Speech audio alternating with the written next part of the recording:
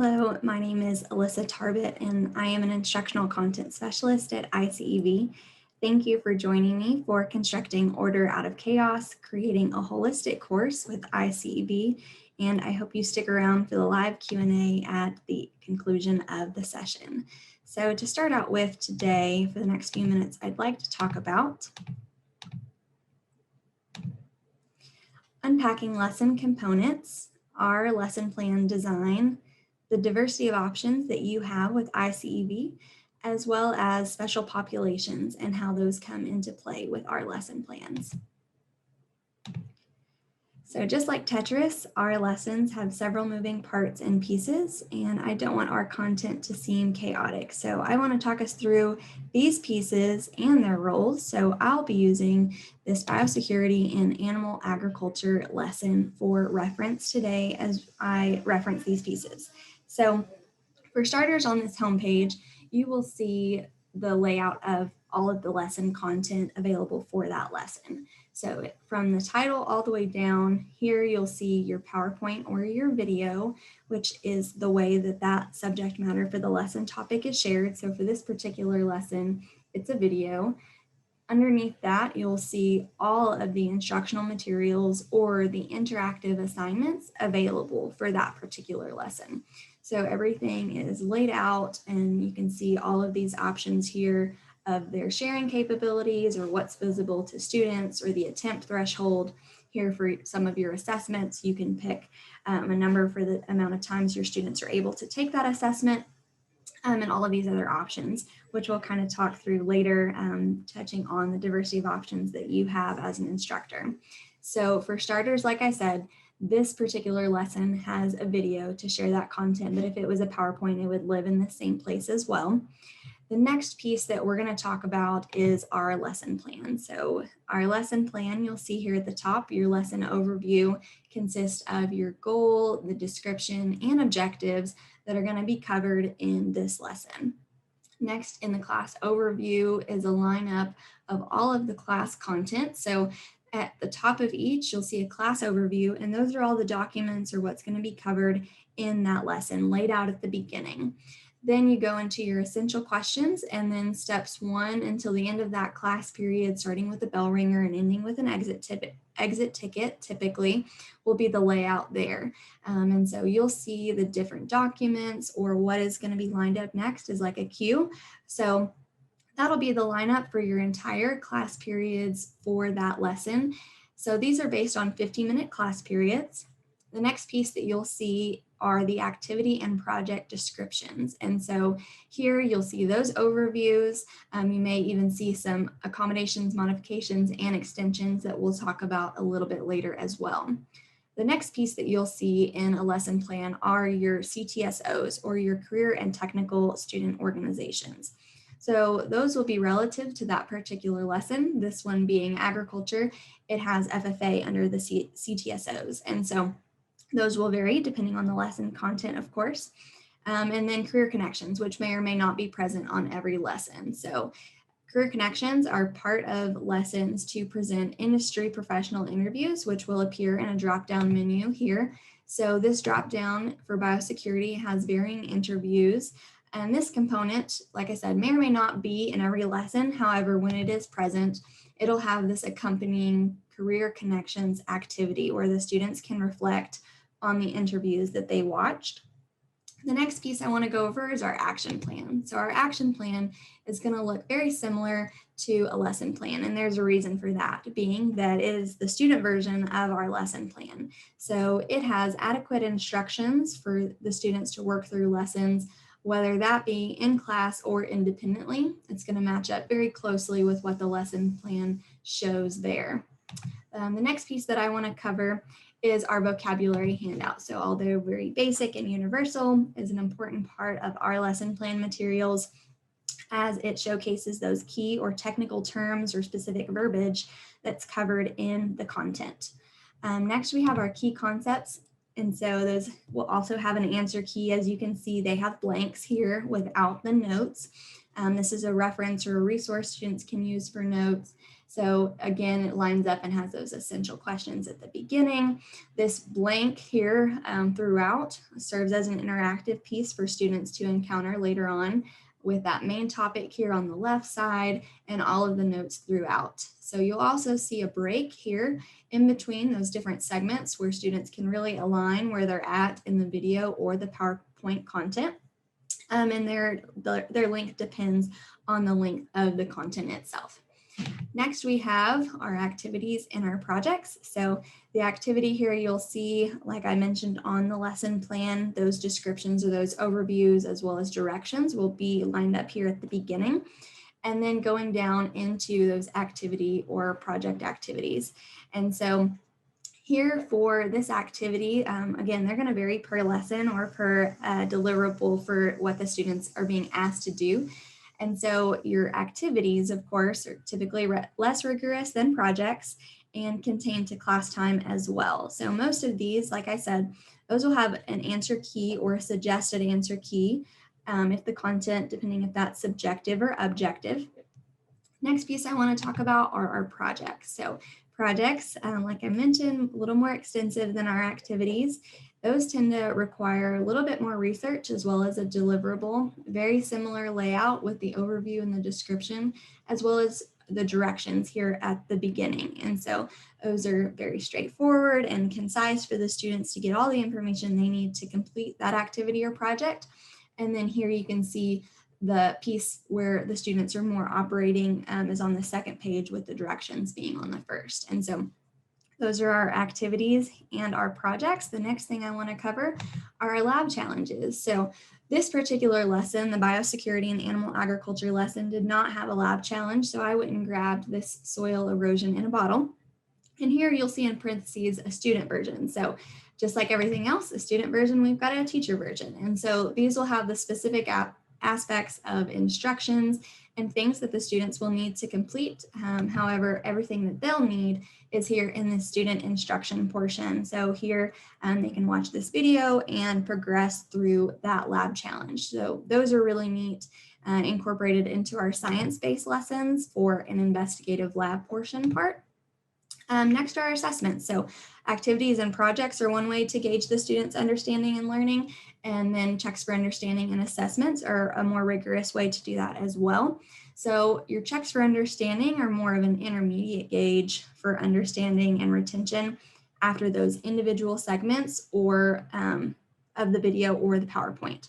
So whatever that looks like, those are a little bit shorter, but still there to gauge the students' understanding of the content they just watched or read through.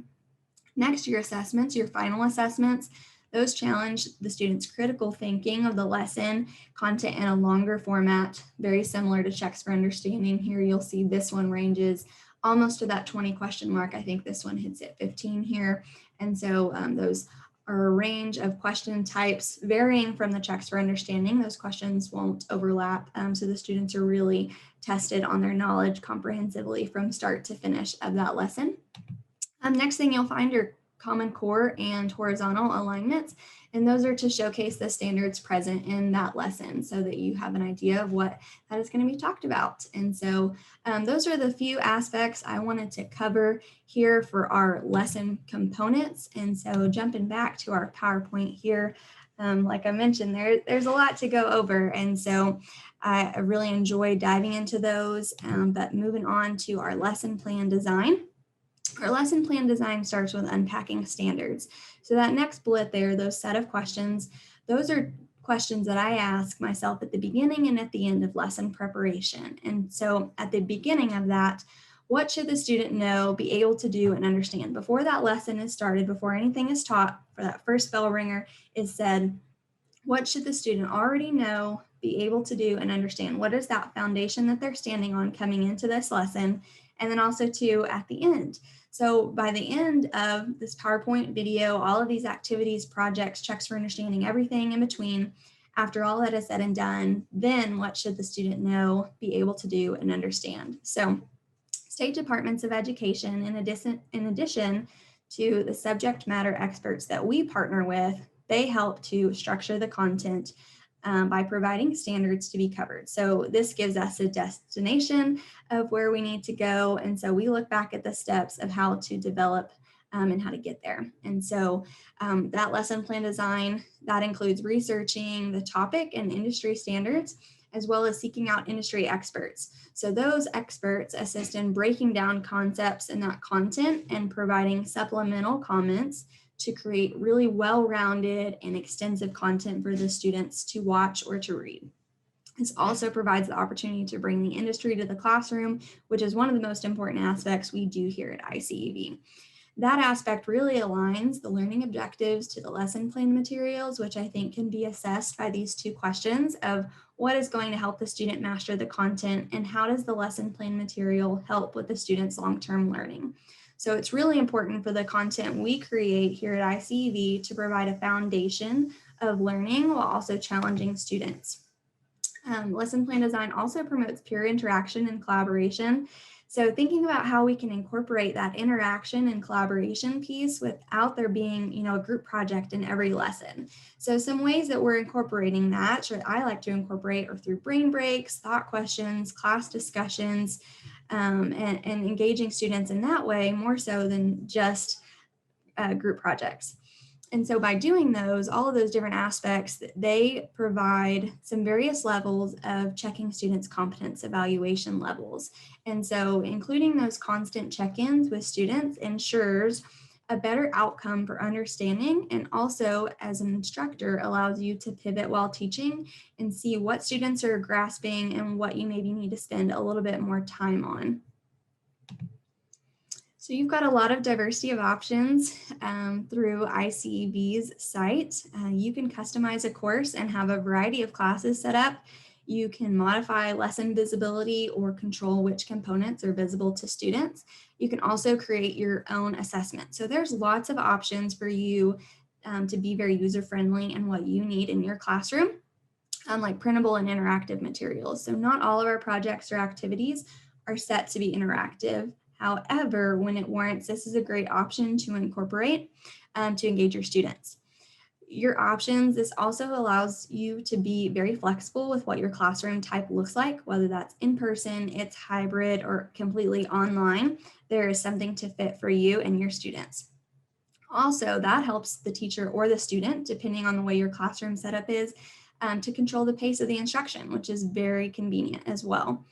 The next set of options you have, iCEV integrates very well our lesson plan materials into other programs or services like Bulb, Pear Deck, Flipgrid, and Mentimeter. So those few I mentioned, those are all collaborative education technical tools for the classroom, those technology tools. And although those can be intimidating, just using something new or something extra, there's no need to be overwhelmed by those tech tools, as they are meant to help teachers and students in the classroom.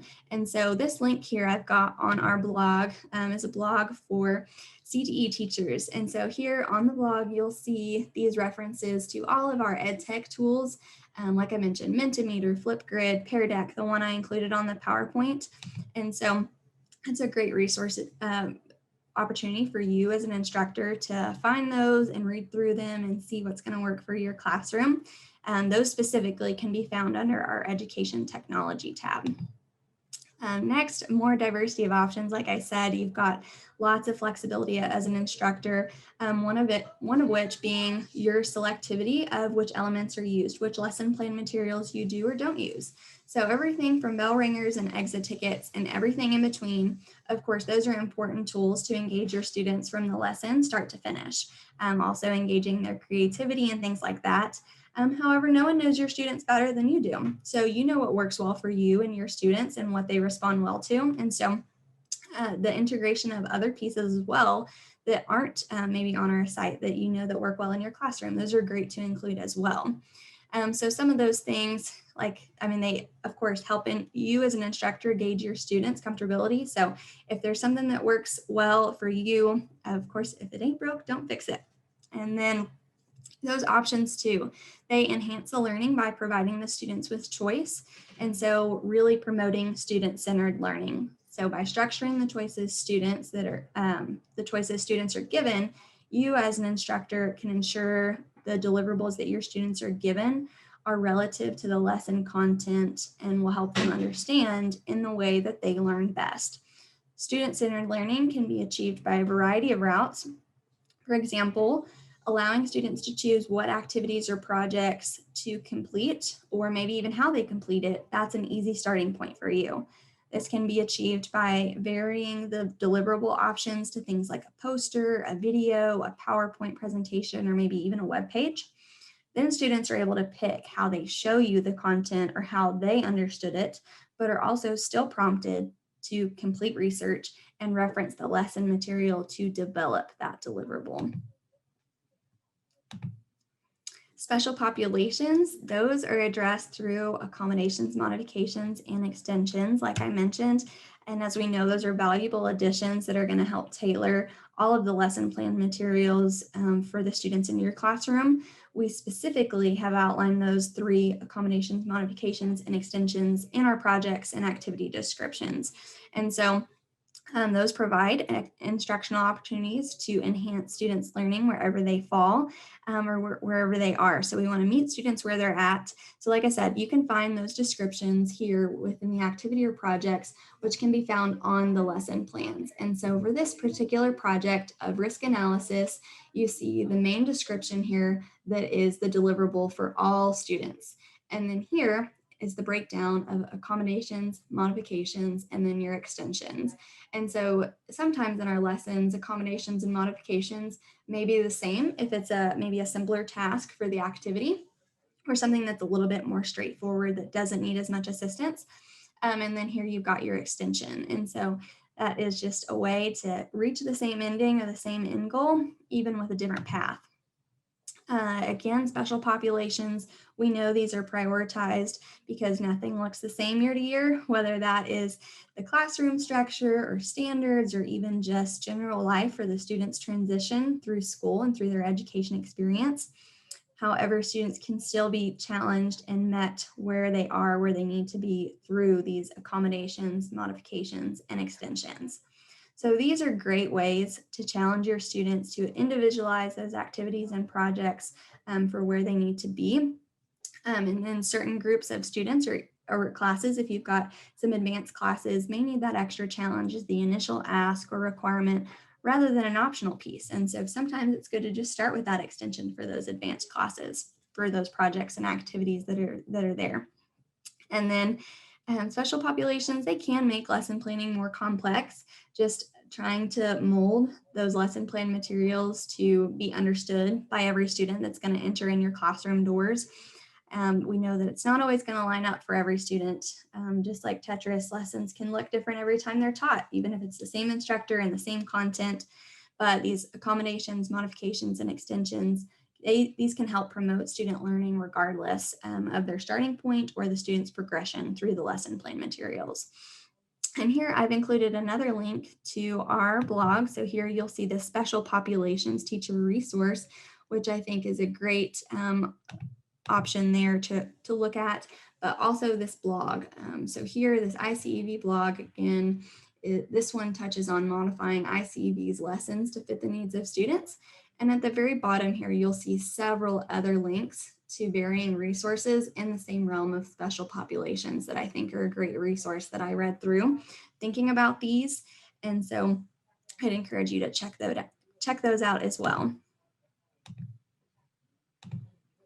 So thank you for joining my session. You will automatically be awarded for attending this session. At the end of the conference, you will receive a digital certificate noting how many sessions you attended, and I hope to see you during the live Q&A right after this.